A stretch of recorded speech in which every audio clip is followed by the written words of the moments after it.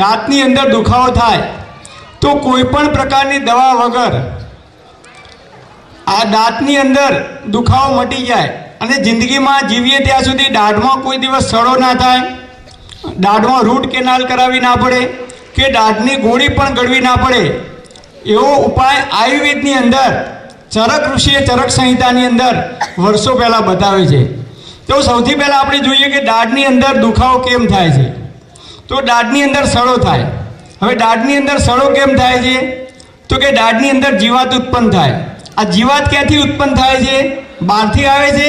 ના, શરીરની અંદર દાઢની અંદર જીવાત ઉત્પન્ન થાય છે ત્યારે દાઢ સડે છે અને દાઢ સડે એટલે આપણને લપકારા મારે છે, દુખાવો થાય છે અને એની અંદરથી દાઢ પડાવવી પડે છે અથવા દાઢમાં રૂટ કેનાલ કરાવવાની ફરજ પડે છે। તો દાઢમાં ક્યારેય દુખાવો ના થાય એના માટે શું કરવાનું? તો સૌથી પહેલાં તો દાઢ કેવી રીતે સડે છે? તો આપણે જ્યારે પણ ખોરાક ખાઈએ છીએ, દાળ ભાત શાક રોટલી સફરજન ચીકુ કોઈ પણ આઈસ્ક્રીમ ખાઈએ કે ચોકલેટ ખાઈએ, કોઈ પણ વસ્તુ આપણે જ્યારે ખાઈએ છીએ મોઢાની અંદર ત્યારે એ અનાજના ઝીણા ઝીણા કણ છે, એ કણ આપણી દાઢની અંદર ભરાઈ રહે છે અને એ કણ અનાજના જ્યારે સડે છે ત્યારે એની અંદરથી જીવાત ઉત્પન્ન થાય છે અને એની અંદરથી દાઢમાં સડો આવે છે અને દાઢ પડાવવી પડે છે અથવા દાઢમાં દુખાવો થાય છે અને છેવટે રૂટ કેનાલ કરાવવાની પણ ફરજ પડે છે। તો દાઢની અંદર દુખાવો ના થાય કે જીવાત ઉત્પન્ન ના થાય એના માટે શું કરવાનું? ખીચડી હોય કે ભાત હોય તો એને ડસ્ટબિનની અંદર મૂકી દઈએ તો 4-5 દિવસ કે 10 દિવસ થાય એટલે એની અંદરથી દુર્ગંધ ઉત્પન્ન થાય છે, એની અંદરથી જીવાણુ ઉત્પન્ન થાય છે। એ જ રીતે ખોરાક જ્યારે સડે છે ત્યારે એની અંદરથી જીવાત ઉત્પન્ન થાય છે। તો દાઢની અંદર ક્યારેય દુખાવો ના થવા દેવો હોય તો એક વાત યાદ રાખજો, કોઈ પણ પ્રકારની આપણે વસ્તુ ખાઈએ કે તરત જ મોઢું સાફ કરી દેવાનું। ચોકલેટ ખાઈએ, આઈસ્ક્રીમ ખાઈએ, ચા પીએ, કોઈ પણ વસ્તુ દાળ ભાત ખાઈએ, જમ્યા પછી તરત જ જો આપણે બરાબર કોગળા કરી અને મોઢું સાફ કરીશું તો મોઢાની અંદર તમે કોગળા કરી જોજો, ગમે ત્યારે જમ્યા પછી તરત મોઢાની અંદર ઝીણા ઝીણા કણ અનાજના ભરેલા હોય છે, આપણા દાઢની અંદર ભરાઈ રહે છે। એ કણ જો બહાર નીકળી જશે, ક્યારેય કણ નહીં ભરાય તો અનાજ સડશે નહીં, અનાજ નહીં સડે તો દાઢમાં ક્યારેય દુખાવો થશે નહીં। હવે બીજો ઉપાય છે, દાઢની અંદર અચાનક દુખાવો થાય તો શું કરવું? તો દાઢની અંદર દુખાવો થાય તો ફટકડી લાવવાની, ફટકડીનો ટુકડો 1 ગ્લાસ પાણીની અંદર નાખી 2-3 વખત ચમચીથી હલાવી દેવાનું, પછી એ ફટકડીનો ટુકડો બહાર કાઢી દેવાનો અને ફટકડીના પાણીથી મોઢાની અંદર કોગળા કરવાના। એ ઉપાય કર્યા પછી બીજો ઉપાય છે તલનું તેલ, લાકડાની ઘાણીનું શુદ્ધ તલનું તેલ મળે તો તલના તેલના કોગળા કરવાના 5 મિનિટ સુધી, ઇન્સ્ટન્ટ તમને રાહત થઈ જશે। એના પછી ત્રીજો ઉપાય છે સરસવનું તેલ, ગામડાની અંદર જેને સરસ્યું કહેવામાં આવતું હતું, સરસવના તેલને રૂના પૂમણાવાળું કરી અને જ્યાં દાઢમાં દુખાવો થતો હોય એ જગ્યાએ સરસવના તેલનું પૂમણું મૂકી દેવાનું, તમને ઇન્સ્ટન્ટ રાહત થશે। આ હું નથી કહેતો, પરંતુ આયુર્વેદમાં ઋષિઓએ હજારો વર્ષો પહેલાં આનો ઉપાય બતાવેલો છે।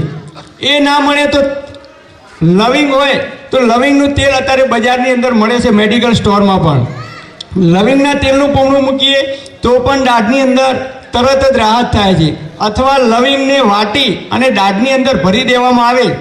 આ બધા જે આયુર્વેદિક ઉપાય છે, તલનું તેલ, સરસવનું તેલ, લવિંગ, આ બધું જે કંઈ જીવાત હોય છે, જે કંઈ કીટાણુ હોય છે એનો નાશ કરે છે અને જીવાણુનો નાશ થાય એટલે તરત જ આપણને દાઢની અંદર રાહત થઈ જાય છે।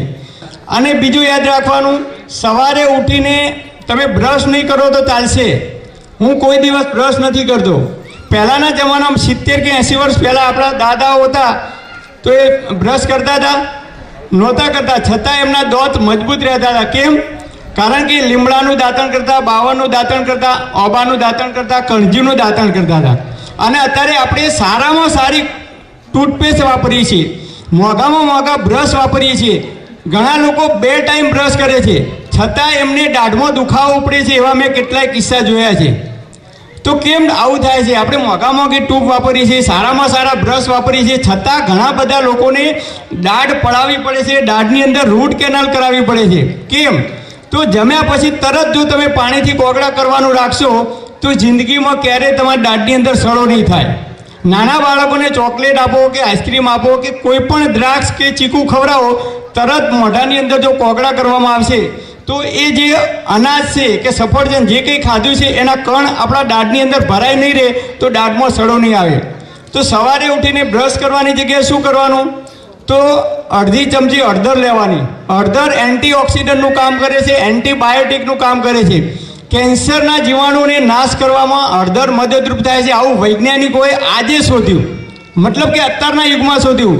હજારો વર્ષો પહેલાં ભાગવત ઋષિ અષ્ટાંગ હૃદય નામના ગ્રંથની અંદર હળદરનો ઉલ્લેખ કરેલો છે કે કેન્સરના જીવાણુને નાશ કરવામાં મદદરૂપ થાય છે. તો સવારે ઉઠી અડધી ચમચી હળદર લેવાની, સિંધવ મીઠું લેવાનું, સફેદ મીઠું નહીં, એની અંદર ચપટી સિંધવ મીઠું નાખવાનું, અને તલનું તેલ હોય તો તલનું તેલ અથવા સરસવનું તેલ બંનેમાંથી ગમે તે તેલ લઈ એની પેસ્ટ બનાવી દેવાની અને દરરોજ સવારે મોઢાની અંદર લગાવવામાં આવે તો જિંદગીમાં ક્યારેય દાંત દુખશે નહીં કે દાંત પડવાનો પણ પ્રશ્ન નહીં થાય, મજબૂત થશે. તો આપ સૌ મોટી સંખ્યામાં અહીંયા ઉપસ્થિત થયા એ બદલ આપ સર્વેનો ખૂબ ખૂબ આભાર. ચાલો ઉઠીને સંમતિ કરજો.